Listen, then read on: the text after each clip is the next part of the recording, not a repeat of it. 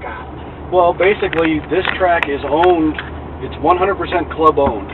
It's owned by the 5 major road racing clubs here in Colorado, and the local chapter of the SCCA is one of those owners, along with the Motorcycle Road Racing Association, Rocky Mountain Vintage Racing, the Porsche local chapter of the Porsche Club of America, and then the 5th member of the LLC is what we call the Multi-Car Club Association, which is actually a group of 8 of the smaller clubs that pooled their resources and bought the 5th seat of the table. So we own it 100%. We operate it. Like 400 acres or something? We have 460 acres. We actually own as far as the horizon. Oh, no kidding. This track is built on 235 of the 460. Yeah, I remember reading about that you got all kinds of room. Yeah, we got a lot of room someday to build another track if we ever have the capital for it. Right now, the other half of the land is just leased back to the farmer that we bought it from. So that straightaway was about 2,800 feet long. Here, turn 4, this is the highest point on the track. Just over 5,000 feet elevation, about 5,010. And then we started to go downhill. I can see already, I can see where it's technical. Yeah. I wasn't expecting this turn coming here like this. Yeah, that's turn 5, nicknamed Niagara. Down at the bottom of the hill here, we have Danny's lesson. Danny Collins was a track designer here in Colorado. He unfortunately passed before we got this thing completed. But he was a big fan of decreasing radius turns. I can see that. And at the bottom of a hill to teach people patience. So yeah, it does teach you patience. Mid-Ohio has a couple of hills like that. Not, a couple of hills. They teach you patience. So turn 7 here is the most banking on the track. It's at 3% positive banking. It's constant radius uphill. See, I would like that. That would be good. And you come up here to turn 8, which is one of 2 off-camber turns on the track. It's the slowest turn on the track. This is the one that I'm considering reconfiguring to bring the average speeds back up. Is this for a short course? Yeah, we have a total of 4 different configurations, but this is we call this to hell in a bobsled, little rhythm section, and then a gravity turn down here at the bottom of the hill. And this is just like the one in Mid-Ohio. Yeah. And the track there's a little wider, but you take it the same way and you drift out, and you go into a corner like this on the back section, or the north section of the track. It's turn 11, and then here's your real steep. So this is this is what kills the V's and the lower horsepower. I was going to say the lower horsepower guys. Yeah, they're pedaling. Yeah. So you really got to keep your momentum up through that turn 11. I can see where it's a technical and momentum track. Yeah, and then this here is what we call the Prairie Corkscrew.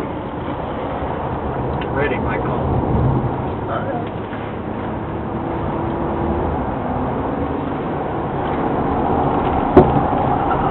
And there's your track exit there.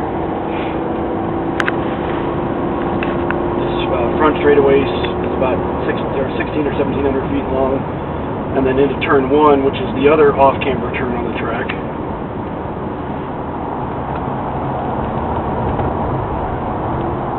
there's the entrance where we came on there, and then turn 2 here.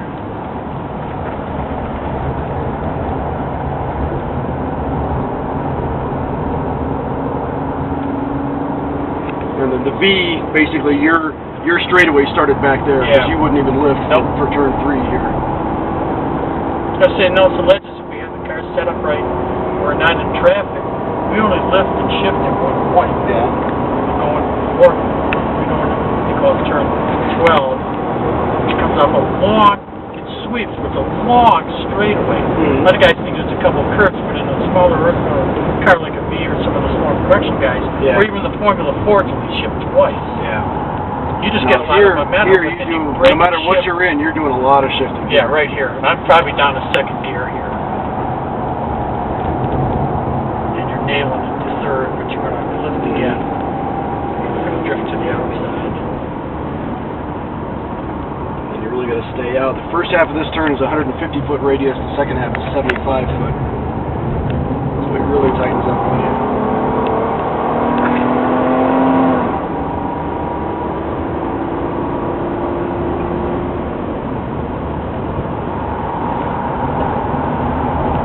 I'd be hugging you inside here. Yeah, well, you want to clip it there so so that you're not still turning when you come over the top of the hill here. Otherwise, it gets got light corkscrew and you end up over there. No, not a good thing. Yeah. So there's obviously the cutoff for the second configuration, and there's a cutoff there. You can run, you know, the inner course, which is just over a mile, or you can cut off either of the loops. Kids ever do any go-kart races out here? No, we don't allow go-karts. It's just.